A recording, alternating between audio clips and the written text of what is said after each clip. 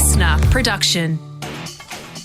Good morning, sports fans, and welcome to The Scorecard. I'm Liam Flanagan, and this is your week-ending fast fun hit of sport for Friday the 17th of September. Today, the cutest new contract announcement in the history of sport. Shayna Jack finally gets to start her swimming comeback, and a dog throws a cat amongst the pigeons over who should get a premiership medal. But first,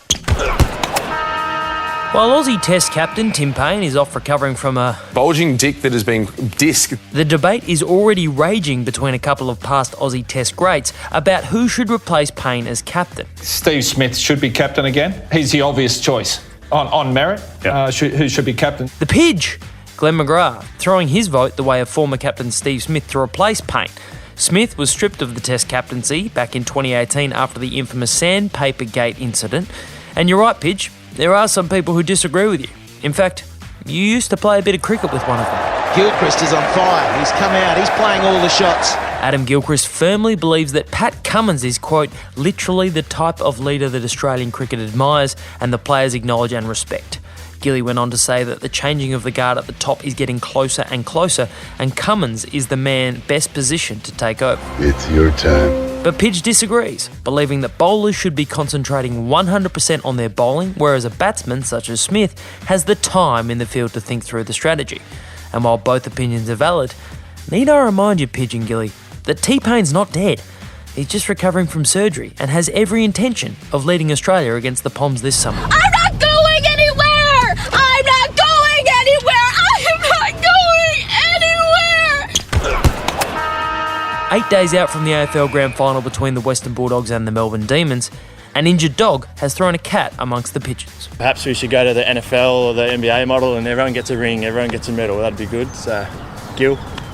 Josh Bruce suffered a season-ending knee injury in round 21 and yet is still the Dogs' leading goal kicker this season. But he'll be a spectator when his team takes on the Demons on Saturday the 25th of September at Optus Stadium in Perth. And while his comment was made somewhat in jest, it certainly opened up a conversation about if players outside of the Grand Final 22 of the winning team deserve a medal. Former Port player Kane Corn, speaking on SEN SA Breakfast, doesn't think so. Even the players that don't play are playing much more of a meaningful role than they ever once did. Back in the day, you weren't playing. You played a sample of VFL and you felt totally removed from the group. Now you're essentially not even playing if you're not playing the AFL team, but what you are doing, you're helping to prepare the team by being in scratch matches and being on the opposition. And for this year at least, the AFL will only be awarding medals to the 22 who pull on the jumper for the winning team on that special Saturday. But who knows, maybe one day the AFL will hand out premiership medals like Oprah does cars. Remember Shayna Jack? You can't handle the truth! Nope, that's Jack Nicholson. Shayna Jack. Yes, he's got in. Warren gets in. No, that's Shane Warne. Shayna Jack, the swimmer. The one that was banned for testing positive to Ligandro, a banned substance, in 2019. One day I was an elite athlete and the next day everything that I knew had just been taken away from me in one moment. That's her.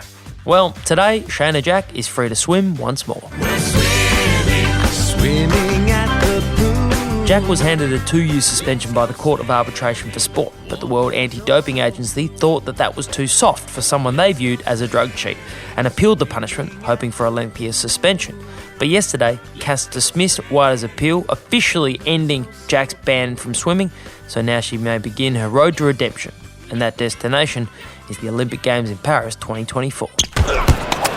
And before we finish, here's a nice warm and fuzzy one to send you into the weekend. The winner of the 2021 Laura Geitz Medal for the most valuable player is Kim Revellion. In October last year, netballer Kim Revellion announced that she'd be leaving the Collingwood Magpies to join the Queensland Firebirds. And after winning the club's Player of the Year award earlier this month, yesterday, Kim made another announcement with the help of her daughter Georgie. Can you say Daddy? Daddy. Can you say Mummy? Mummy. Can you say Mummy's going to play for the Firebirds in 2022? Yay! I mean, it feels like you set Georgie up to fail there a bit, Kim, but it is great news for the Firebirds, and I've got zero doubt this will now usher in a whole new spate of athletes using their kids to make some big new contract announcement. Well done, Kim. And that is your fast, fun hit of sport to wrap up the week. I'm Liam Flanagan. Enjoy your weekend. Catch you Monday for another edition of The Scorecard. Listener.